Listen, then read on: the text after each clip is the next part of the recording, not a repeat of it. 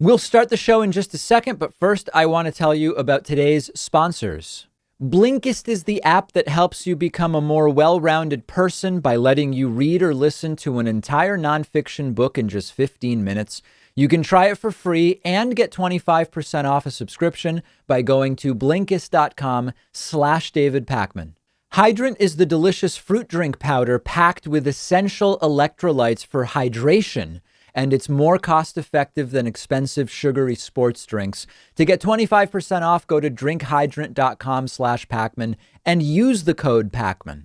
SteadyMD lets you maintain a meaningful, long-lasting relationship with a primary care physician who you can meet with anytime over phone or video chat. You don't need insurance. It's only $99 a month with no other fees or copays. Visit steadymd.com/Pakman to get started. So my goal, my priority since the start of the coronavirus pandemic has been to be accurately alarmist for the information that we have. And there was a period back in, I think it was December, January, where I was getting emails from people saying, David, you're overly alarmist. This isn't going to be anything. And then there was maybe a little period sort of like in May where I was maybe more optimistic about the situation than some in the audience. But I think that I've done an okay job at more or less accurately communicating the sort of status of the situation and the outlook with the pandemic. And I have what I think is some accurately but cautiously optimistic news for you today. And although the timing of it is interesting, this is not a political comment, but there is a mathematical coincidence pointing to a case and death peak, hopefully the last one of the pandemic, right around the time of Joe Biden's inauguration. Now, I'm not making a political segment out of this. It's mere coincidence. I'll show you the math and the trajectories, but it seems as though right around January 20th, the day that Joe Biden will be sworn in as president, that we will be starting to get past what is hopefully the last peak of this pandemic. And again, it's a coincidence. I'm not claiming January 20th, Joe Biden will be sworn in and COVID will be fixed. It is merely a timing coincidence. And we know that these peaks depend on what happens in the weeks and months leading up. But I want to go through it with you because it does feel like we're starting to get into the tunnel, at least. We're maybe seeing the light or maybe not, but we're definitely in the part of the tunnel that we would consider the latter part of the tunnel. Now, as you may know, we've had 3 coronavirus peaks in the United States. Many countries have only had 2. We've had 3. First one was in April. Second one was in July. And the third one is right now. And in this third peak, we've seen cases spike all the way up to close to 250,000 cases in a single day, mostly in the low 200s, 210, 215,000. And what you can also see when looking at the case graph, if you're watching along with me today, is that over the last 10 days, the rate of case growth has slowed down, meaning the curve flattened, and it even turned downwards in the last few days. Now, it is quite possible that there's still one more peak to go, fueled by holiday and end of year travel and indoor gatherings. We shouldn't do them. It's sort of a foregone conclusion that no matter what I say, many people are going to do them. But the rate of case growth in the U.S. at a large, broad level is slowing down. Looking at the predictions in the models from a variety of epidemiologists and other experts, the case peak is expected to be right around the end of the first week of January, January 7, 8, 9, 10, 11, 12. Very rough estimate. And we know that deaths lag cases by about 3 weeks. And when you look at the deaths chart right now, you see a similar pattern to cases. And while in this third peak, we've started to see the cases come down a bit, we are only seeing the growth of deaths slow down. So we likely are about 3 weeks behind in terms of deaths where we are in cases. So if we see a case peak around, call it January 10th, to pick a date, we would expect to see a death peak right around February 1. In all likelihood, and this doesn't justify getting careless, it doesn't do anything to change the tragic death and destruction that the virus has already brought to date. But in all likelihood, that in January will be the final peak of this pandemic unless something dramatic changes. Why? because that will not only be the worst moment in terms of weather and people being indoors. December, January is the coldest time of the year in the parts of the US that have winter. But as the temperature warms and the days get longer and people spend more time outside, we will also have the benefit of the vaccination program. Vaccination has started in the US. We have the approved vaccine from Pfizer, emergency use approval. Second vaccine from Moderna expected to be approved for emergency use tomorrow. Third vaccine maybe in the first quarter of the new year. So at the same time that we will be peaking in cases and deaths with the coldest weather and the most people indoors, we will have, if all goes to plan, all healthcare workers vaccinated by February 1st, all nursing home residents vaccinated by February 1st, and we will be in the process of vaccinating that next most vulnerable group, which will include the oldest folks and those with the most serious comorbidities. And by protecting an additional 5 to 7% of the population each month, starting now, going into January, February, March, that peak we're expecting in January is likely to be the final one and have a more rapid decline than without vaccination. So this is all excellent news, but there is still a big battle here. We're still going to have to do all the things many of us have been doing, not all of us, masks, social distancing, avoiding indoor gatherings. But it is mathematically looking like we're potentially about 3 weeks from the case peak of the pandemic and 5 to 6 weeks from the death peak. And at that point, the vaccination program will be more robust with millions of vaccinations weekly. So there is a light there. That's the good news. Now, given this, we should be extra cautious in these next months because we're so close. It's not like, listen, this is going to go on for 2 or 3 more years and we might be for psychological reasons, maybe we take a screw it attitude and just have a good time. Starting now, we will see 5-ish% of the country vaccinated each month. That's huge. And we are close to deaths and cases starting to decline. So the message is, that's the math of it. Those are the expectations. That's where vaccination is. We're just a couple months away from significantly better circumstances, my friends. So let's do everything that we can.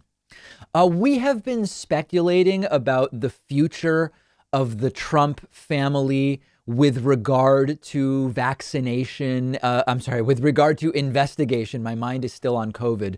Once Donald Trump is no longer president of the United States. And we got some news that might be a sort of a signal about what we are to expect once Donald Trump is out of office. And that's that a state judge ruled yesterday that the Trump organization must turn over documents related to a property whose tax abatements are being investigated by the New York Attorney General will continue to be investigated. And this is still going on. These are documents that the Trump organization, this is Trump's business, previously claimed were protected by attorney-client privilege.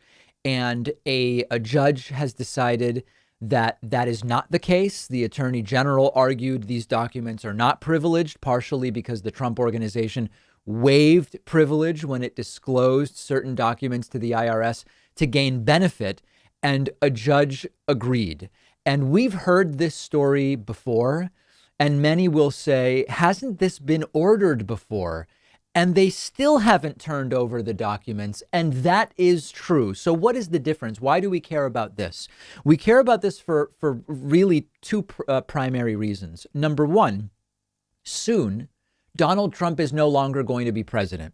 And while it wasn't a big part of this case, there are all sorts of other investigations going on into Donald Trump and his business and his finances and his family's finances.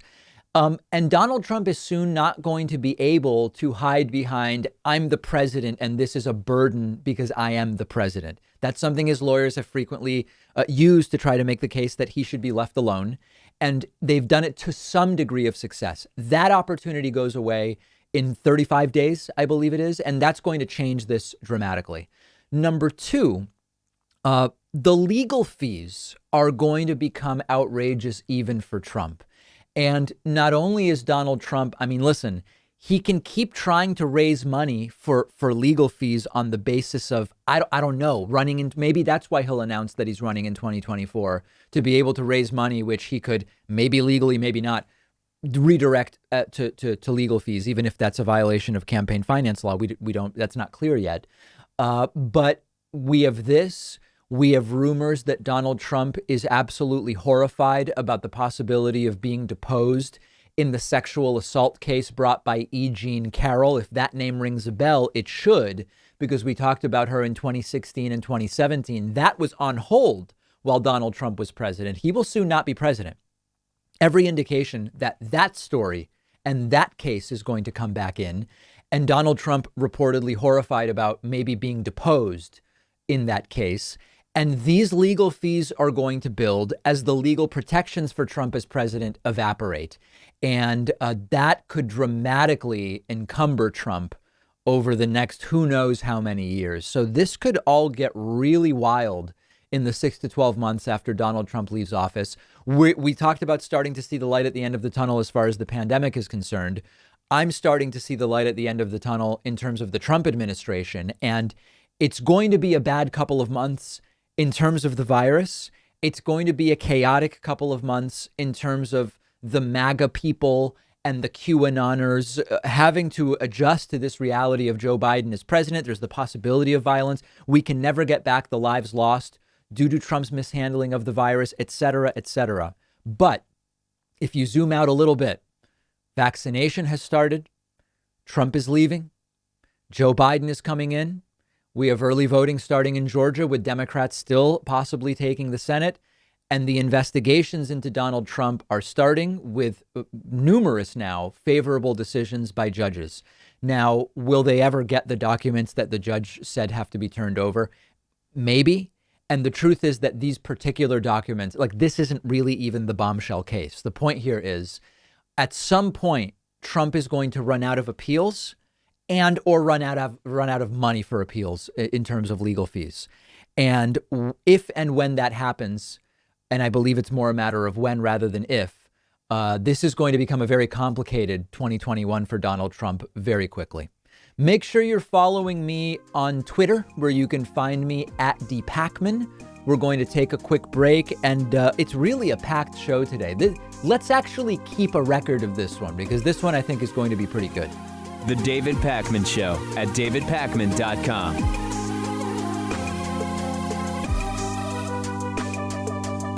What if you could read 10 books in just one sitting? That's exactly what one of my favorite apps lets you do. It's called Blinkist, and what they do is take thousands of popular nonfiction books. They condense them down into text or audio that you can consume in 15 minutes. Blinkist makes sure that you're getting all of the important core insights from each book. So it's perfect for exploring a book you otherwise wouldn't have time for. If there's a full book you're thinking about buying, you can use Blinkist to get a sample first. Just think how much you can enrich yourself by being able to soak up an entire nonfiction book in just 15 minutes. I recently read A Brief History of Time, of course, by the great Stephen Hawking. This is a book that I have been aware of for so long, and other things got in the way, and it was fantastic to check it out on Blinkist. Blinkist has books on politics, philosophy, science. They have 27 different nonfiction categories, and a subscription is only about $8 a month. And you get the entire library. But you can try it totally free and get 25% off a subscription when you go to Blinkist.com/David Pakman. I've put the link right underneath this video.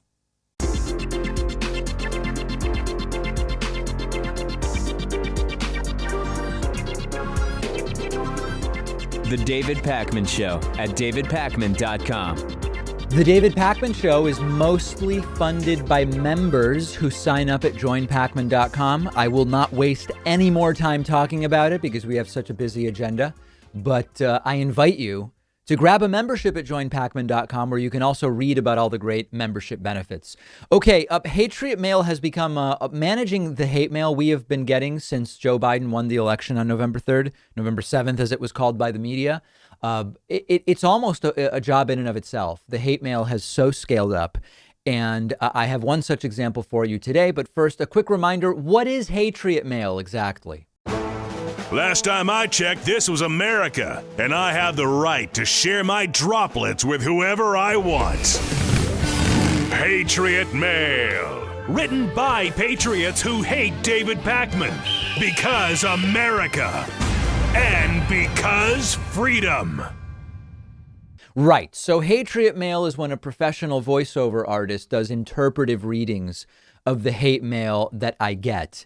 And here is, we could do 5 shows a week of just an hour of hate mail at this point. We really could. But here is just one example for you to take a listen to. David Pakman is a frustrated loser. The show is circling the drain. Million subscribers? 50 million views per month? Lol. How much did you pay SoCal Blad? Almost 2 years later and David is more cucked than ever. Sore loser. Yes, you lost. Spell loser with a D-A-V-I-D. You are a shill and a fraud. Keep it up. I love those credentials. I learned some stuff from the hate. I didn't realize that we had 50 million views in a 30-day period, but we actually did, which is insane. And I appreciate this Hatriot for letting me know about these stunning numbers. I love it. The part that's confusing to me is, what does we lost mean? Like, what did we lose? Joe Biden won, right? And I got into an interesting Facebook exchange yesterday against my better judgment with some friends, with a couple people, not my friends, but there are people in the thread who believe that Trump will be sworn in for a second term on January 20th. And here's my question to you.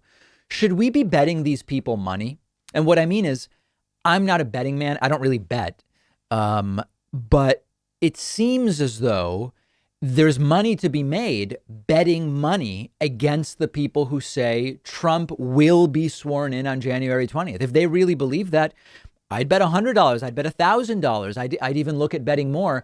But I heard from people who tried this with family members, and they said that the family members eventually backed out, typically coming up with some excuse like, well, listen, it's all rigged. Like, if it weren't rigged, Trump would be getting sworn in. So I'm no longer participating in the bet, which is, of course, the point of the bet. The point of the bet is, will Trump be sworn in? Not would Trump be sworn in if, right? As I said before, if my grandmother had wheels instead of legs, she would be a bicycle. It's not, well, Trump would have been sworn in were it not, quote, rigged. The bet is, will he be sworn in? That seems like easy money to me, but maybe it's taking advantage of people who can't even think straight. Let me know what your thoughts are.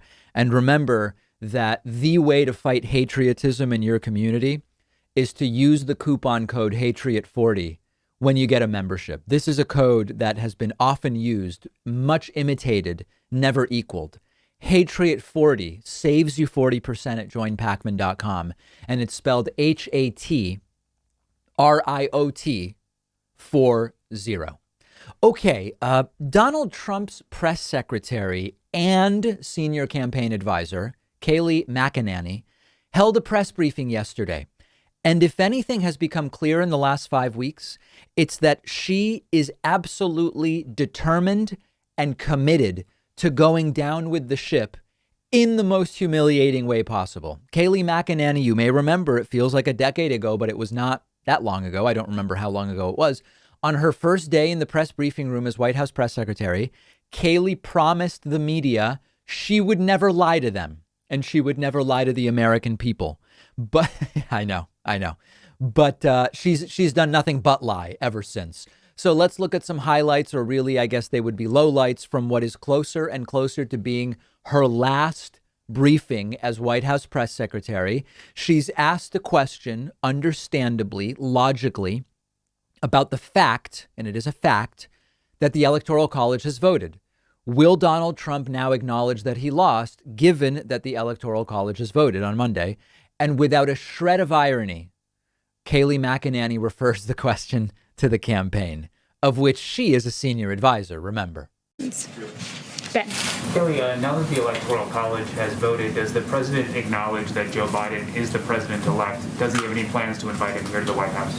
The president is still involved in ongoing litigation related to the election. Yesterday's vote was one step in the constitutional process, so I will leave that to him and refer you to the campaign for more on that litigation. What is his reaction to Leader McConnell today congratulating Joe Biden and calling him the president-elect? I haven't gotten the president's reaction to that yet, but the president, again, is pursuing ongoing litigation, would refer you to the campaign for further. And what's the path forward, though, for litigation? If the votes have been certified, if the Electoral College has voted, there doesn't seem to be a legal recourse at this point. The campaign would have more specifics for you on legal recourse, but yesterday was one step in the constitutional process leading up to the January 20th date in the Constitution. This is such a tired, farcical game that she's been playing.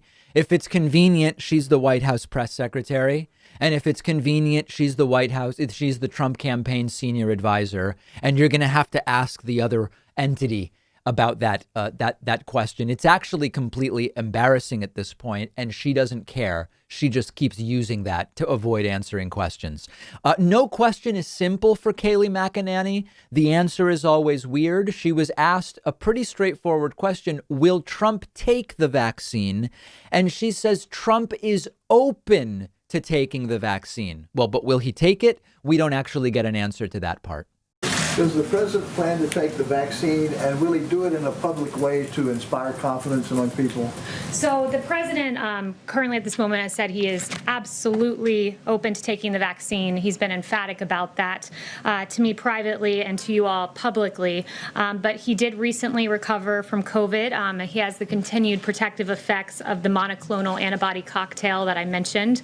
And he will receive the vaccine as soon as his medical team determines it's best. But his priority is frontline workers, those in long-term care facilities, and he wants to make sure that the vulnerable get access first. Yes.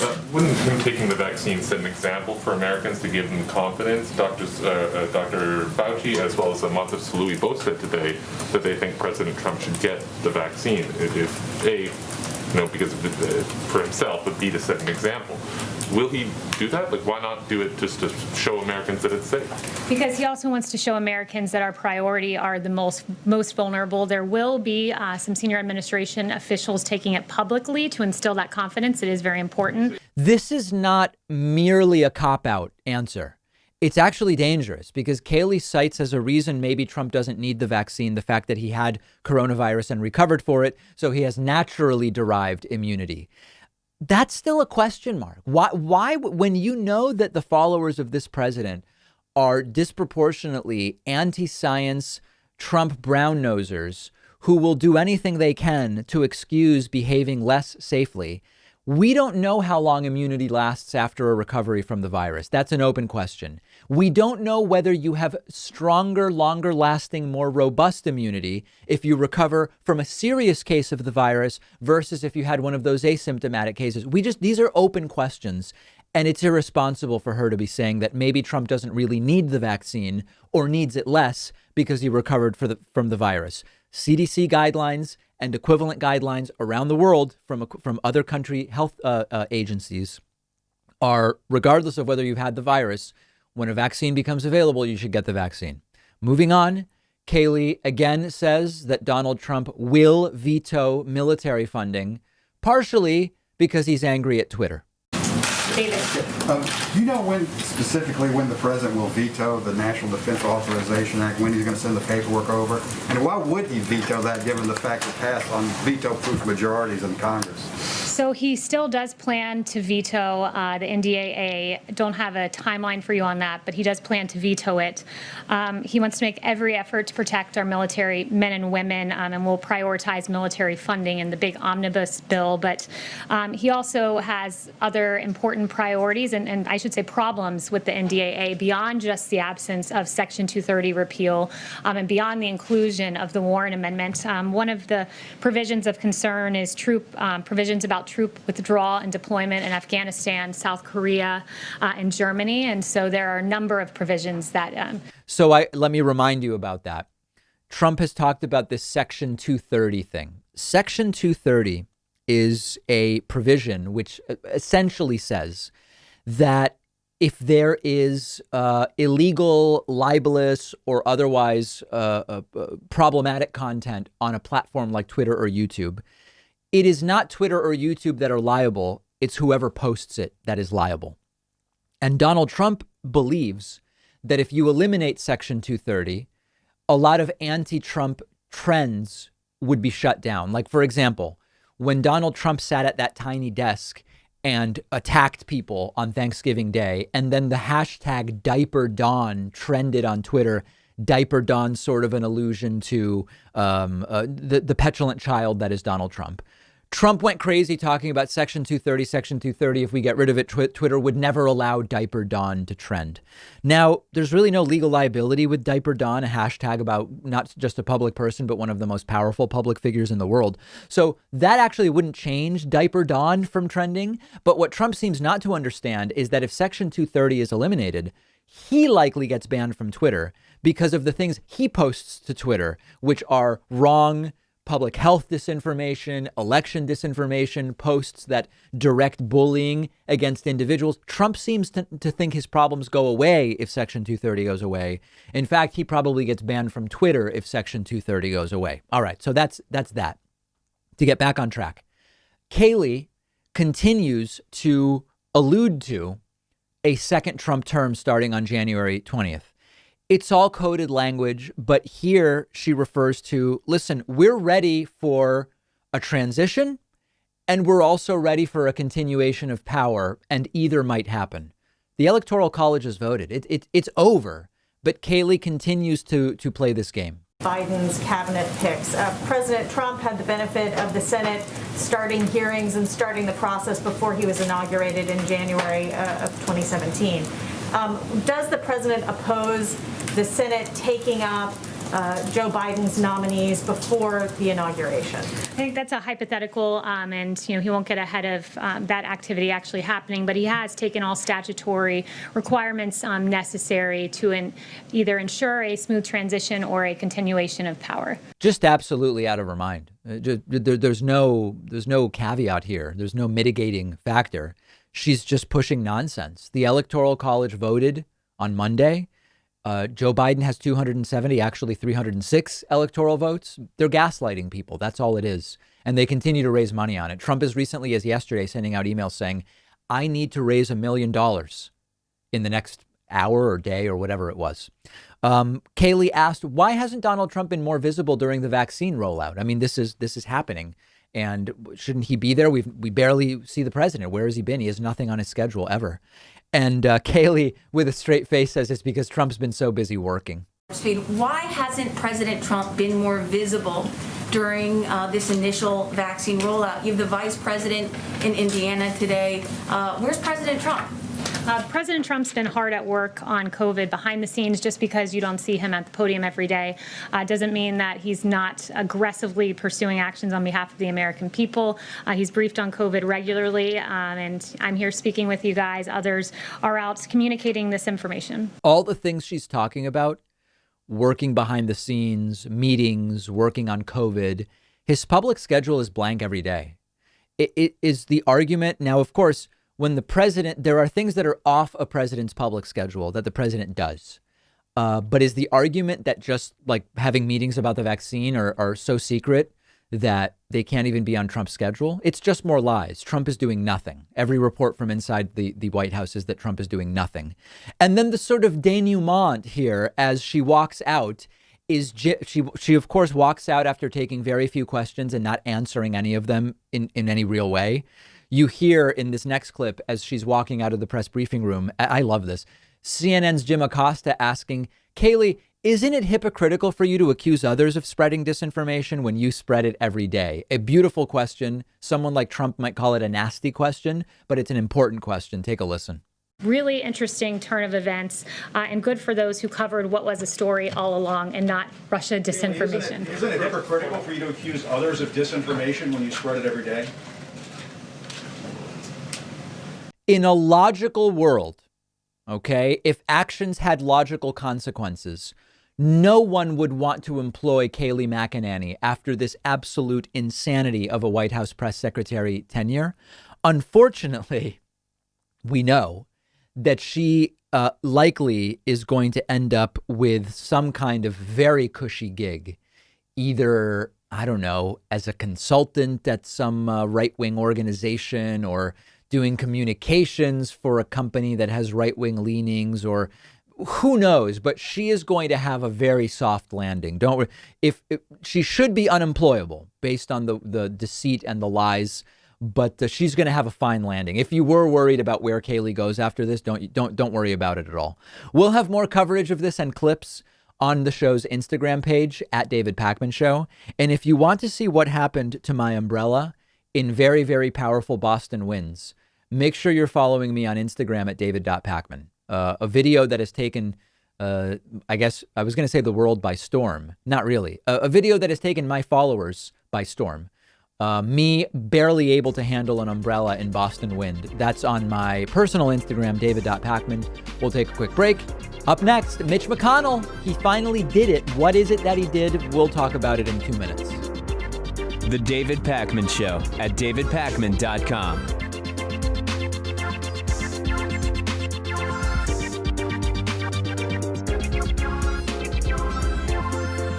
One of our sponsors is Hydrant, which is a delicious fruit drink powder that you mix into water for rehydration. And they're giving you 25% off your first order. It's made with 4 key electrolytes that the body needs, powerfully supporting your hydration. Hydrant tastes great. It's made with real fruit juice. It's been a great part of my daily routine for a while now. Keeping myself hydrated puts me in a better mood. The body needs hydration for basic energy and focus, and Hydrant is the perfect way to rehydrate, especially because it's cost-effective and lower in sugar compared to all of those popular sports drinks that are out there.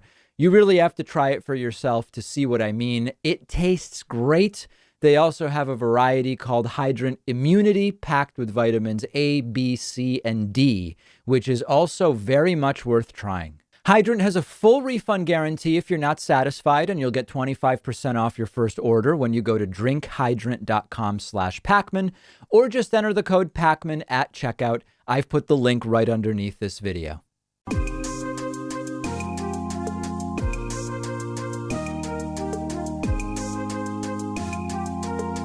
Welcome back to the David Pakman Show.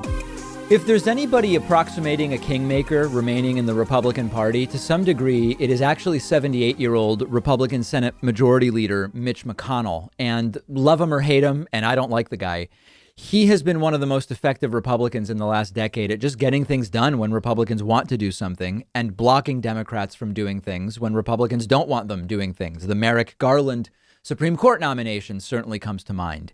And immediately following Joe Biden's formal electoral college win on Monday, where each state's electors voted and confirmed that indeed Joe Biden has 270 electoral votes, Mitch McConnell acknowledged Joe Biden's win and congratulated Joe Biden. Now, this is not praise of Mitch McConnell. Mitch McConnell avoided acknowledging that Joe Biden won for 5 weeks after the election, even when it was obvious that Joe Biden had won. This is not about Mitch McConnell being a good guy. It's once again, even someone as horrible as Mitch McConnell, as unwilling to admit what is there and plain to see as Mitch McConnell, is saying Joe Biden won, effectively ending any remote possibility that the Republican Party would insist that Joe Biden didn't really win. Here is Mitch McConnell yesterday on the floor of the U.S. Senate. Take a listen. But our system of government has processes to determine who will be sworn in on January the 20th. The Electoral College has spoken. So today I want to congratulate President-elect Joe Biden. The President-elect is no stranger to the Senate. He's devoted himself to public service for many years. I also want to congratulate the Vice President-elect, our colleague from California, Senator Harris. Beyond our differences, all Americans can take pride that our nation has a female vice president-elect for the very first time. I look forward to finishing out the next 36 days strong with President Trump. Our nation needs us to add another bipartisan chapter to this record of achievement.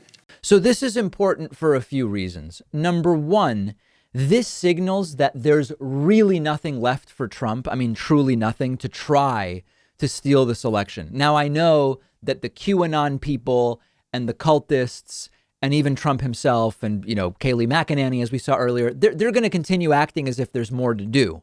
Maybe Jenna Ellis is going to, if she's recovered from coronavirus, they're going to keep going. But when even the Senate majority on January 6th, who do you think is going to interfere with Joe Biden officially being a president-elect in terms of Congress accepting the votes? It would be members of the Republican Party in the House and Senate. And the Senate majority leader here has said, congratulations to Joe Biden. So it signals the emptying of the bag of tricks, so to speak. But secondly, this is also relevant and important for people who were dreaming of something to happen sometime between now and the inauguration that would slow down or prevent Joe Biden swearing in. When Mitch McConnell acknowledges the president-elect, it really makes that dream, or really it's a nightmare, it makes it all but an impossibility. And we also learned that Mitch McConnell and Joe Biden spoke after this congratulations.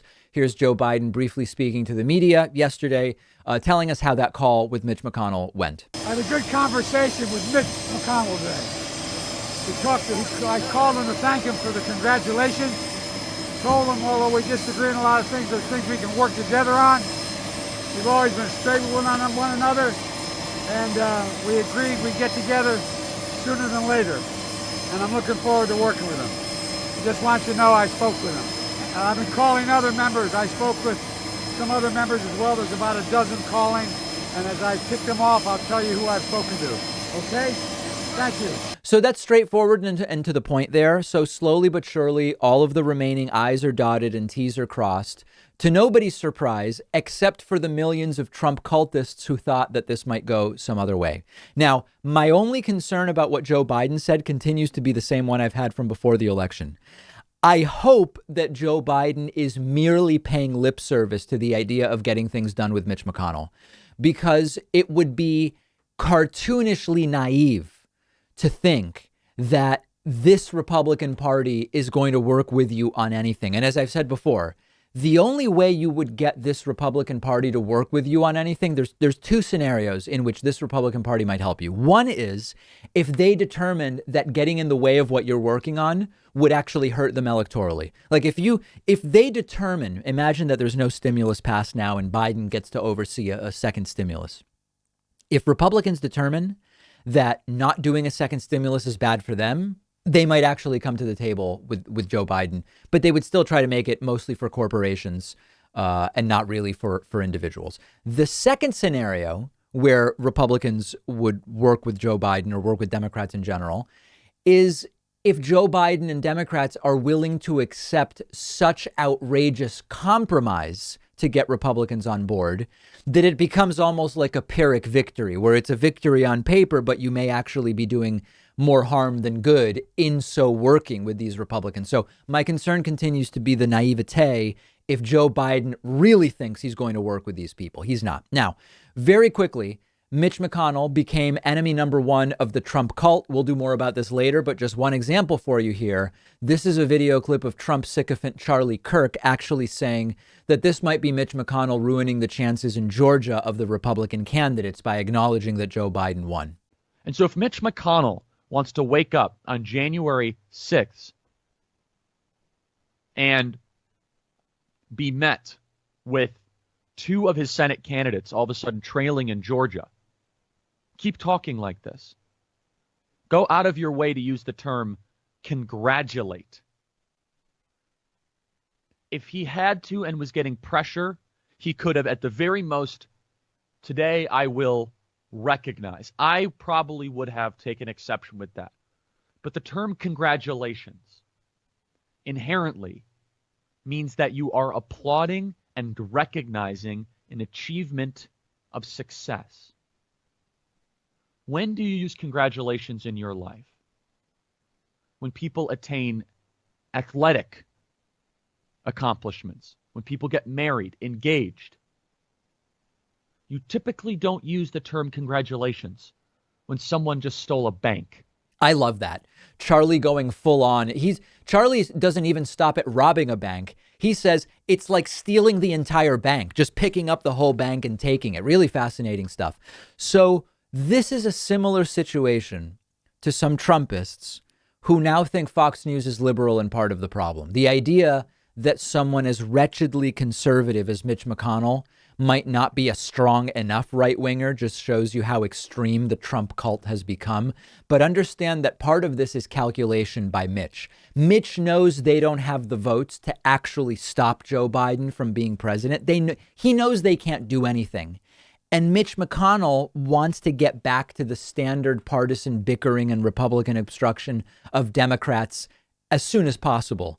And so what Mitch McConnell is effectively doing here is kind of ripping the Band-Aid off now and getting people back to reality sooner. Get Republicans back to being united about, the deficit and stopping anything Democrats want to do. So I actually, looking at it from the standpoint of Mitch McConnell, I think what he's doing here actually makes perfect sense. It obviously makes sense based on the votes. Biden won, and we knew that 5 weeks ago.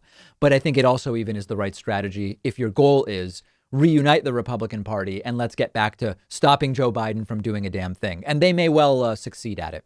So we talked about Republican Senator Mitch McConnell ending the overt farce that the last 5 weeks have been and congratulating Joe Biden as president-elect, since after all, Joe Biden did win the election. Now we immediately have the blowback to this story, which is that almost instantly, Donald Trump himself and Trumpists, including QAnon conspiracy theorists and others, immediately turned on Mitch McConnell, fomenting the Republican Civil War we discussed earlier in the week. Earlier this week, I did a segment called Republican Civil War. MAGA protesters chant, destroy the Republican Party. And that story generated quite a bit of interest. And in that segment, I said, whether there is reconciliation within the Republican Party as Joe Biden becomes president will depend on Trump and what Trump does. Now, we have two sort of primary scenarios. If Trump just shuts up and disappears to play golf or do whatever, the Republican Party will come back together. The wackiest elements like QAnon will evaporate and you'll get back to the pre-Trump Republican Party. On the other hand, if Donald Trump and his most ardent cultists keep going, you may have a protracted Republican Civil War. And if it goes on for a few more weeks, it might actually hurt Republicans in the Georgia Senate runoffs, which would be great. And it's looking more and more like, at least in the next month, that second scenario is the most likely scenario. Very late last night or early this morning, I think just after midnight Eastern time, Donald Trump took to Twitter in response to Mitch McConnell congratulating Joe Biden and acknowledging that Joe Biden won and is the president-elect. Trump tweeted and quoted from an article and said, Mitch, 75 million votes, a record for a sitting president by a lot. Too soon to give up. Republican Party must finally learn to fight. People are angry. And indeed, right on cue, the QAnon conspiracy theorists, QAnon being this pro-Trump conspiracy ideology listed as a domestic terror threat by the FBI, QAnon conspiracy theorists immediately started accusing Mitch McConnell of working for the deep state, of being a rhino, a Republican in name only, which is pretty funny, which since he's the Senate Majority Leader. Many QAnon cultist accounts on social media said they would be leaving the Republican Party because Mitch McConnell acknowledged an empirical reality that Joe Biden won the election. And the messages from the QAnon people ranged from, you're a disgrace, Mitch McConnell, to today marks the birth of the America First Party, to congratulations, bitch McConnell, today marked the death knell of the Republican Party because of your treasonous actions telling party members not to back Trump. So a few thoughts on this, all relevant to the next 2 to 4 years of American politics. First, Trump mad at Mitch McConnell, QAnon mad at Mitch McConnell, Trump mad at the Georgia governor, Brian Kemp. This is a dream for Democrats trying to win these 2 Senate seats and take control of the Senate for the next 2 years. We've said the polling is close in Georgia, and it's really a toss-up. I mean, we've got margins of 1-2 in the polls that we're seeing for both Democratic challengers, John Ossoff and Raphael Warnock. You really can't dream up a better scenario in a red state where Democrats are trying to win than some Republicans thinking it's rigged against them and maybe staying home, boycotting the election, while others are threatening to leave the party. You could not ask for a better scenario as Democratic challengers trying to take over seats currently held by Republican incumbents. So this little kerfuffle has the potential to hand Senate control to Democrats. This also, thinking more broadly, this also signals the future about something we've talked about before. What happens to Trumpists when Trump leaves? Do they simply become regular Republicans and start talking about lowering taxes and regulations and paying off the debt.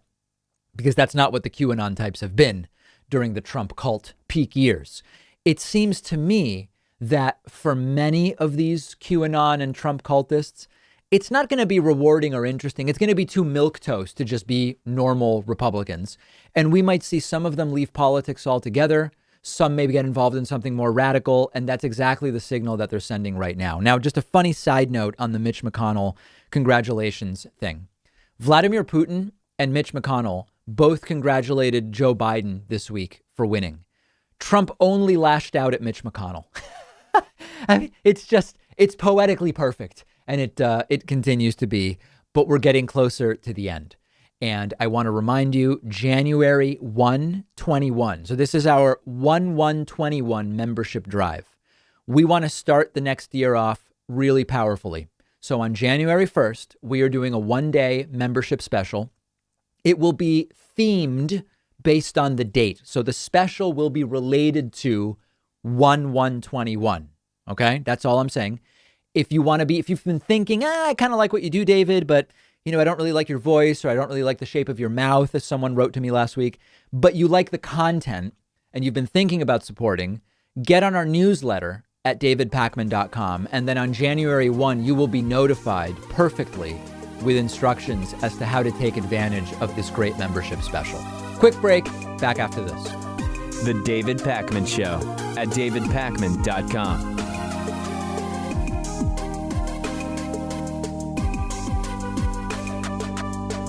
If you are anything like me, you probably aren't thrilled with the idea of going into a doctor's office right now. And thankfully, there's a practical and affordable way to take control of your health and get personalized care from the comfort of your home. It's a service called SteadyMD. They're one of our sponsors. You take a quiz, you get matched with a licensed primary care physician who understands your health needs. You have a 1-hour video call with your new doctor.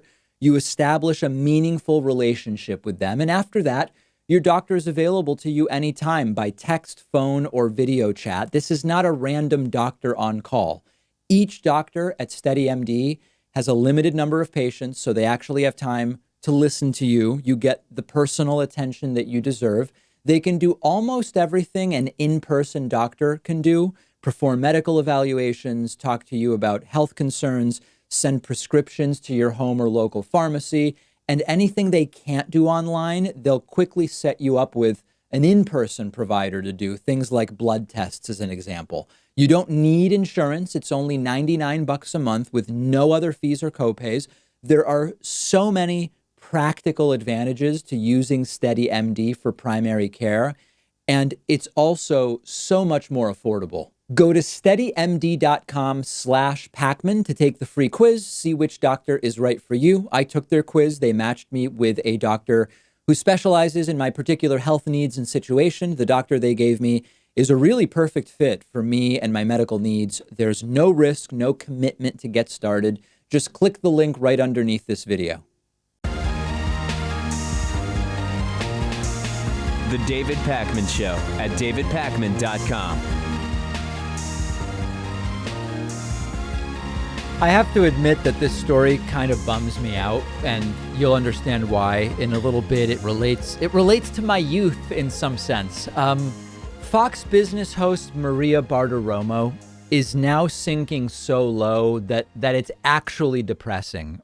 You, I am sure at this point, have heard that Joe Biden won the presidential election, that the Electoral College confirmed it. Joe Biden has most of his cabinet selected. Donald Trump lost in court like 50 times or something like that. The Supreme Court has said no thanks to his case. And Fox Business host Maria Bartiromo, now really a second-rate Fox host, even by their standards, is a really aggressive Trump brown-noser and claimed yesterday that an intel source, wait for it, an intel source told her Donald Trump actually won the election. Let's look at the clip, and then I'm going to tell you about the sort of tragic downfall of Maria Bartiromo.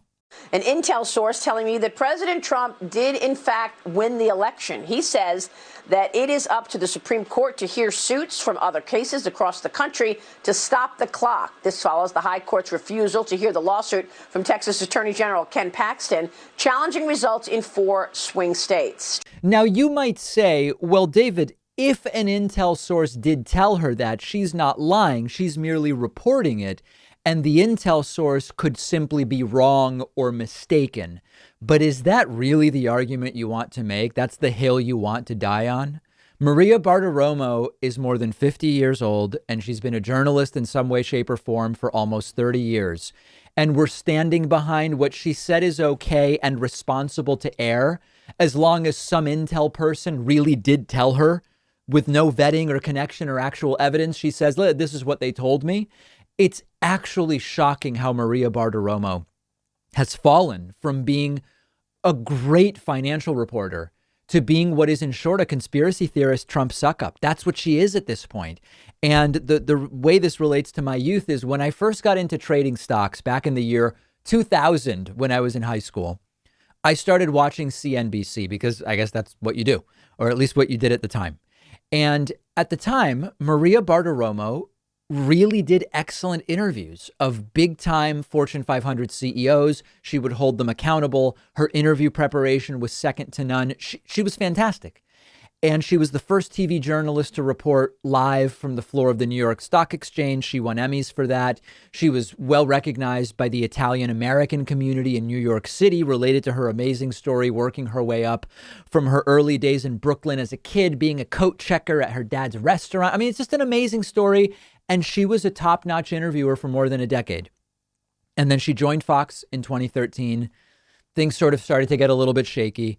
But then when Trump ran in 2016, she developed like an on-air relationship with Trump and got to interview Donald Trump and became essentially a dishonest PR person for Donald Trump rather than a journalist, which sadly sometimes happens to people when they go over to Fox News. And it really is sad. So here's my ask of you.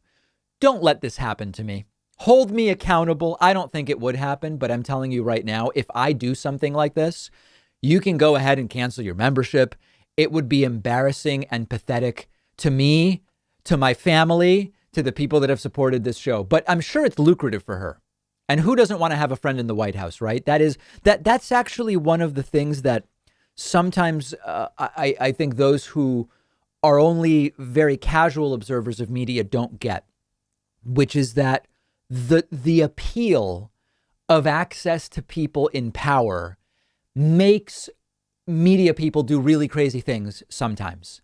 And I've said before how I don't really care about being friends with politicians. There are a number of elected officials in the U.S. House and in other offices that I'm in touch with. And we have what I guess we would call like personal relationships, but they're not like I'm if they do something wrong and it's even happened, I cover it.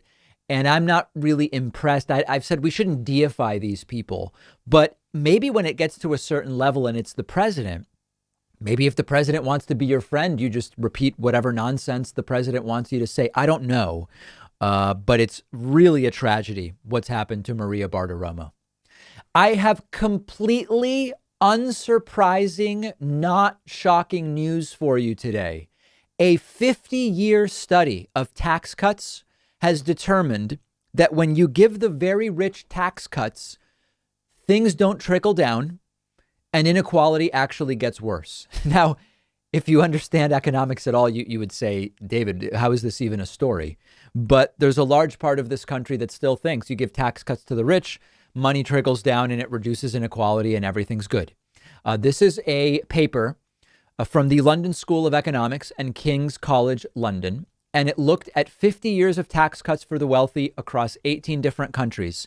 And they evaluated claims like trickle down, tax cuts for the rich trickle down and help the economy, or cutting taxes on the rich reduces inequality. And what they found is that cutting taxes on the rich increases inequality, gives the rich more money with almost nothing trickling down below, overall increases inequality and doesn't improve economic performance overall. It doesn't lead to economic growth. It doesn't lead to employment growth. It just causes higher income inequality. And one of the things that is important to understand about this is that there are always going to be, let's divide this up into two ways.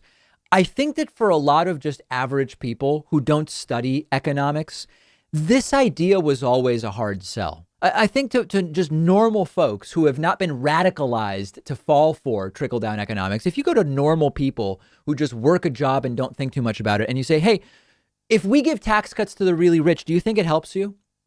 You go to a laundromat owner or a hardware store owner or a teacher, and you say, hey, we're giving billionaires and people with over 50 million in assets, we're giving them a tax cut. Do you think this will help you? I think that's always been a hard sell for the average person. But there's an entire movement that is based around paying people at think tanks and other places to claim that tax cuts for the rich are going to help everybody in some way. And the assumption that really fails is that when you cut taxes for the rich, more people are hired. And it fails for a number of different reasons. First of all, most of the money doesn't even enter the ecosystem of where it would affect hiring because rich people have a much higher savings rate than poor people. If you give a poor person a 5% reduction in their taxes, they're almost certainly going to spend all of that money. If you give a really, really rich person a 5% reduction in their taxes, they're going to save most of that money because they're not counting on that money to live. And as a result, because the money is just being saved, it's not being spent by rich people in a way that creates a need for more employees or a need to pay employees more money. Number two, even the money that the rich do spend at a business, only part of that goes to wages. And mostly that additional spending that the rich do goes to profits and part of the hard costs of the things that they are buying. The driver of hiring, we know, is demand. It's not labor supply. And this is often an argument that's missing when talking about illegal immigration or immigration in general. The argument that we hear goes, they come here legally or illegally. For our economic argument, it doesn't matter. They take our jobs, and because they increase the supply of labor, wages go down. It's basic economics, they say. You bring in a lot more people looking for work, and companies can pay less, and they're stealing jobs and lowering wages. Well, remember, wages are only part of the cost of a good or service. And remember that all of those immigrants in your community, legal or illegal immigrants, they also buy stuff. They also rent apartments. They also buy food. They go to restaurants. So what's missing from this overly simplistic analysis is that when you have immigrants come in looking for work, it's a huge increase to demand because you have more people demanding products and services, which under the same simple economic argument would mean businesses can raise prices and make more money, right? And people only talk about supply of labor to argue against immigration and ignore the other side of that, which is the demand increase, which is good for businesses. And this has all been demonstrated academically by countless economic papers. So what's missing, anybody surprised, to get back to the main article, anybody surprised that over 50 years in 18 different countries, cutting taxes for the rich didn't trickle down, but it just increased income inequality? You lack, and I'm not saying this pejoratively, it sounds like you just lack a more holistic macroeconomic understanding. Of course, cutting taxes for the rich didn't stimulate the economy in the way that some of these supply-siders think. Let me know your thoughts, but a completely unsurprising result. Okay, we have a voicemail number. That number is 219-2-DAVID-P. Here is a increasingly popular question about Trump and his relationship to Twitter after he's no longer president. Hey, David, I had a quick question. So with the recent news about Donald Trump's Twitter account getting those little information labels underneath his disproven tweets, and then recently he was almost soft locked where people couldn't reply to his tweet right? Because it was disproven. Do you think that he eventually, once he's no longer president, do you think that Twitter is going to ban his account? And if so, do you think he's going to just try and make a new one? Or do you think he's going to transfer to a new social media site such as Gab, which has more of an alt-right leaning user base? Yeah, I think that there's a really good chance Trump gets banned from Twitter when he's no longer president. We've talked already about Section 230. We talked about Trump losing world leader protections on January 20th. And I do think that if it happens, it will be a boon for whatever platform Trump chooses to promote that he's switching over to. And there's a bunch of different, there's Parler, there's all these different platforms. I think the day Trump gets banned from Twitter, if it happens, and it's announced, join us over on this other app, that is going to be a golden day for whichever app Donald Trump switches to. But yeah, I think the risk of being banned from Twitter is really high. We have a great bonus show for you today. We have a California sheriff refusing to comply with an order to release certain inmates due to COVID. How is that going to shake out? Who's going to win that? Wall Street has started to trade water futures as a commodity. I've been warning about this for a decade, and we're going to have a discussion about the potential for future water wars. And then I want to talk a little bit about the 80 million Americans who chose not to vote at all in this past election. Why didn't they vote? NPR did a very interesting investigation and story about the 80 million who did not vote in this past election. And we will talk about that as well. Get instant access to today's bonus show, where I will be joined by producer Pat, by signing up at joinpakman.com. If you would like a discount, I have a discount available. It's with the coupon code Fresh Start. All one word, all lowercase, no space. Fresh Start saves you bigly money dollars. Bigly money dollars to be saved using the coupon code Fresh Start. I'll see you on the bonus show.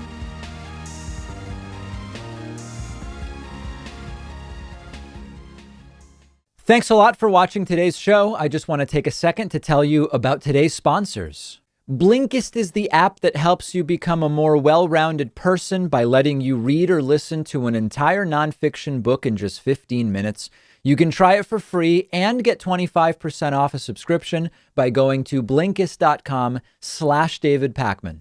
Hydrant is the delicious fruit drink powder packed with essential electrolytes for hydration, and it's more cost-effective than expensive sugary sports drinks. To get 25% off, go to drinkhydrant.com/Pakman and use the code Pakman. SteadyMD lets you maintain a meaningful, long-lasting relationship with a primary care physician who you can meet with anytime over phone or video chat. You don't need insurance. It's only $99 a month with no other fees or copays. Visit SteadyMD.com/Pakman to get started.